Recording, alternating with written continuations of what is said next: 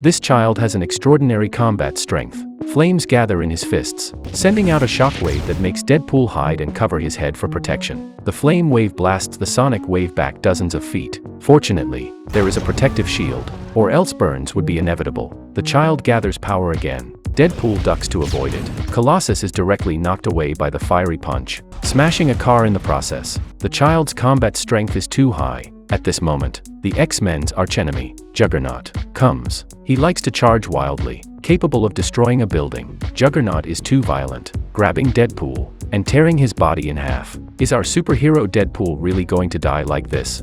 Since Deadpool killed Ajax, he became famous overnight and turned into an international assassin. He specializes in taking out gangsters and thugs, from the skyscrapers of Hong Kong to the nightclubs, where he takes down a blonde thug. With his playful moves and immortal body, he fights Japanese samurai, delivering a deadly blow. Finally, he returns home, but at a crucial moment, he lets a bad guy go because it's the anniversary of his time with Sasha. When he got home, Deadpool gave Sasha a commemorative coin from their first date skiing, and Sasha handed him an IUD, hinting that she wanted to have a kid with him. As they were looking forward to a better future, a group of thugs suddenly broke in, and Sasha quickly hid behind the sofa. Deadpool picked up a frying pan and immediately cracked a thug's head open. Then he jumped onto the table and stabbed another with a kitchen knife. After that, with a few swipes, he killed the remaining thugs. But unexpectedly, the bad guy he had let go suddenly appeared and shot Sasha. Deadpool was furious. He jumped out of the window on a rainy night, caught the bad guy,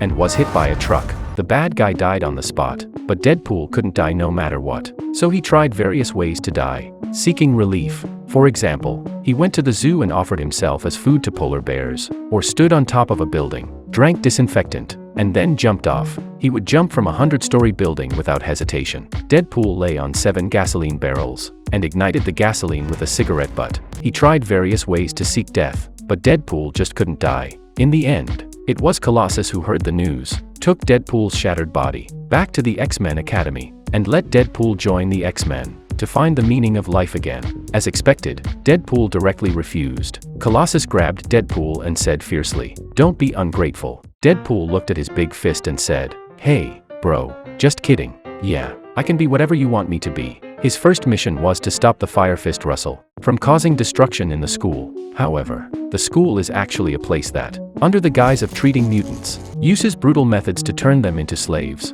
Russell couldn't stand such abuse, and immediately erupted and transformed. Wanting to escape from this twisted school, Russell's fire fists are too powerful. Deadpool can't confront him directly, so he adopts a gentle policy. He tells Russell with great empathy, "I'm in the same boat as you, with no family and having gone through the same struggles." But at this moment, Russell doesn't trust anyone and punches Deadpool aside. Deadpool finally loses his patience. He leaps out of the window, pulls out a long knife, and throws it at Russell. As a result, Russell is hit by the hilt and falls back instantly. Then Russell is put on a collar that blocks mutant abilities. Unless bombed open, he will never be able to take it off in this life. Russell suddenly tells Deadpool that he would rather die than be captured and abused. Deadpool sees the marks of abuse on Russell's neck and thinks of his past self, so he takes out a gun and kills everyone in the treatment center. Now, Deadpool also wears a collar and is imprisoned in the icebox with Russell. Unbeknownst to them, Deadpool is not upholding justice, but is actually trying to get cancer again while wearing the collar so he can meet his girlfriend in heaven. The icebox prison holds a bunch of mutant scum. As soon as they enter, they are targeted by an old, lecherous man with dirty braids. He comes up and wants to touch Russell's face. Russell pulls out a pen, but is immediately knocked down by a punch. Then the dirty braided man grabs the pen and swiftly stabs Deadpool's hand. Back in the cell, Deadpool tells Russell that if he wants to survive, he can't provoke the most powerful person. Instead, he has to make friends with them. "But don't ask me to be your friend. I just want to die." Suddenly, there's a loud noise in the cell, and a man with a laser eye and a mechanical arm appears, carrying heavy weapons on his back. He then uses a bomb to destroy the control system, allowing the mutants to escape. The man grabs a bunch of wires and attaches them to his mechanical arm, targeting cell number 4 where Russell and Deadpool are. Then the man directly aims at the bombing. Is this man an enemy of Deadpool?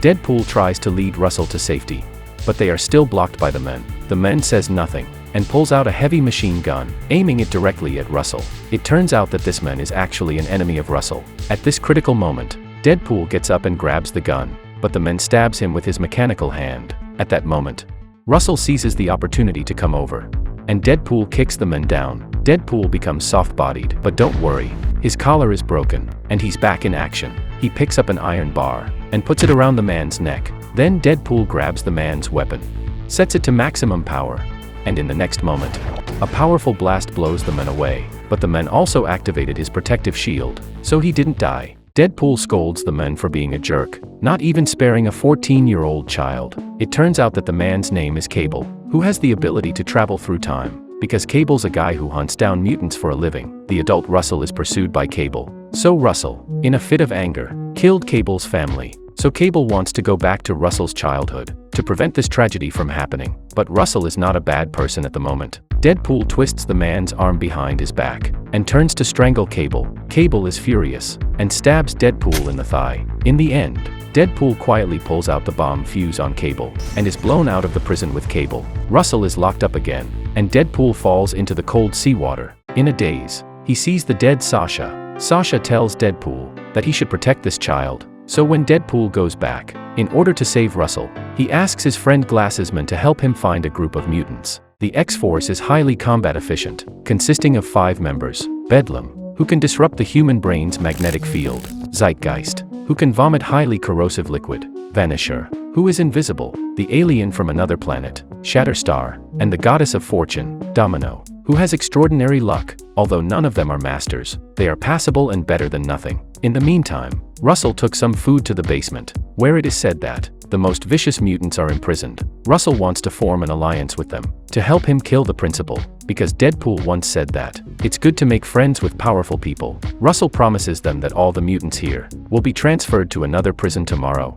and he will take the opportunity to rescue them. The next day arrived, and Deadpool's team was fully prepared, ready to jump out of the plane mid-flight and intercept the convoy. However, unexpectedly, a strong wind came that day, and all 6 people deviated from the course when they landed. I have never seen such an unlucky superhero. The plane crashed, and Deadpool ended up hanging from a billboard. 4 people were tumbling through the air. Bedlam managed to stop, but then he got knocked out by a bus. Meanwhile, Shatterstar came down too, but he was so unlucky he landed on a helicopter rotor, and was instantly turned into a pulp. Next up was the Vanisher, who had even worse luck. He landed right on a power line and got electrified, revealing his true form. In the end, only Domino, the goddess of fortune, landed safely. Just then, Cable showed up quickly. That's because, the night before, he'd kidnapped the guy with glasses, and got the route for the convoy. Cable took his shot at the convoy, but just then, Domino's luck kicked in. Cable's view was blinded by a flash from the rearview mirror, causing a shell to pop out from under the car and blow up the last vehicle. Cable then jumped onto the truck and climbed inside. Deadpool rode an electric moped, zipping along, while Cable pushed the boxes containing the mutants out of the car one by one to find Russell and intercept Deadpool. At this point, Deadpool deliberately crashed into a yellow car, using the momentum to launch himself into the air, aiming to jump onto the convoy.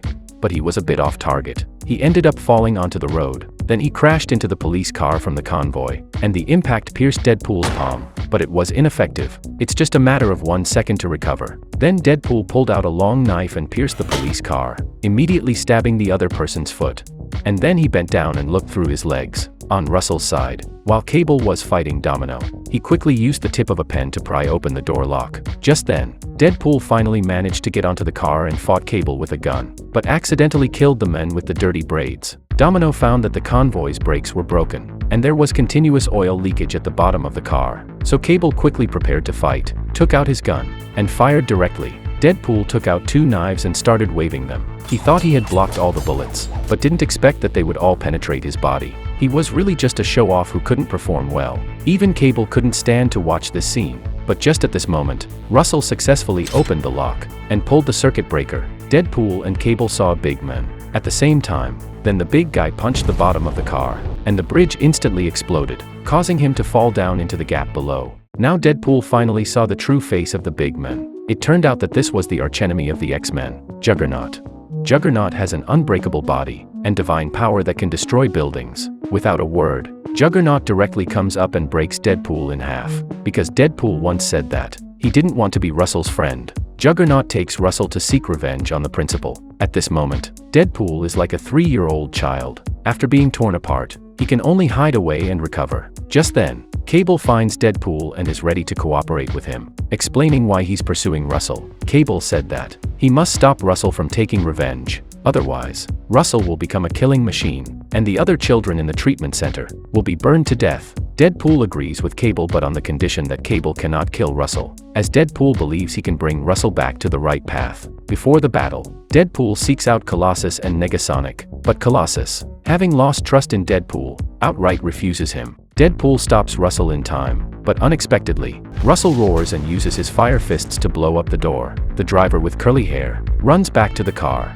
In the next second, Cable shoots Juggernaut, and Russell unleashes flames as he walks, burning down the entire treatment center. Then he blows up the principal with a cannon shot. On Juggernaut's side, he is completely enraged, rips Cable's gun from him, and throws Cable away. Deadpool takes the opportunity to jump up and stab Juggernaut's helmet with his knives. However, this is of no use and is grabbed by Juggernaut's leg and thrown in a 360-degree loop, lamming into the fence. Deadpool's head is impaled by the fence on the spot. Domino performs a split and slides under Juggernaut, shooting bullets and then immediately tossing away the gun. Then, she uses her luck power again, causing Juggernaut to slip and fall. Then, she activates the seesaw mechanism, which sends Domino flying. Cable seizes the chance to throw the gun to Domino, who immediately shoots and hits Juggernaut. Just 2 seconds later, Juggernaut explodes, but being invincible, he's not so easy to deal with. Just then, Deadpool finally wakes up and sees Colossus as soon as he opens his eyes. Deadpool looks like a helpless child, being picked up by Colossus and leans into his arms, as if waiting for a hero to save him. Colossus, unable to take it any longer, pulls the fence out of Deadpool's head and warns him, "Don't make me hit you."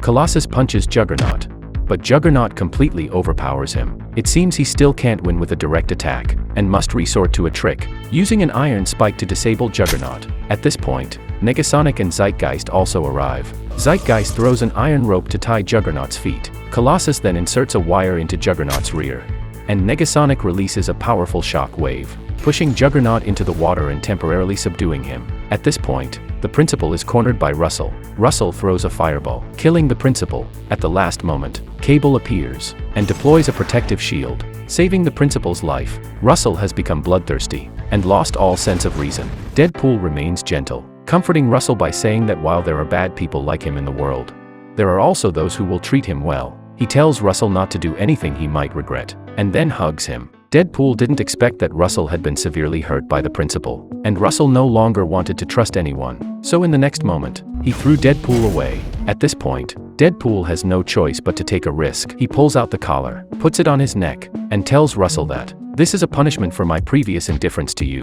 Now I am at your disposal." Seeing Russell's hands gathering all the power of the flames, Cable suddenly rushes out and directly pulls out a gun to kill Russell. At the same time, Deadpool leaps out and blocks the key shot. Now Deadpool is really going to die. Russell has never had a true friend in his life. Deadpool's selfless action awakens Russell's conscience, but Deadpool's life has been exhausted. But just at this moment, Cable turns on the time machine, stuffs a commemorative coin into Deadpool, and after the gunshot rings out as usual, the commemorative coin successfully blocks the bullet. But the consequence of doing so is that Cable can never return to the future, and he can only stay in this time and space. Then, the goddess of fortune casually says a number 7, and opens Deadpool's collar. Now Deadpool is free again. This film is called Deadpool 2. It's very good, and it's recommended to watch the original film. Don't forget to like and subscribe.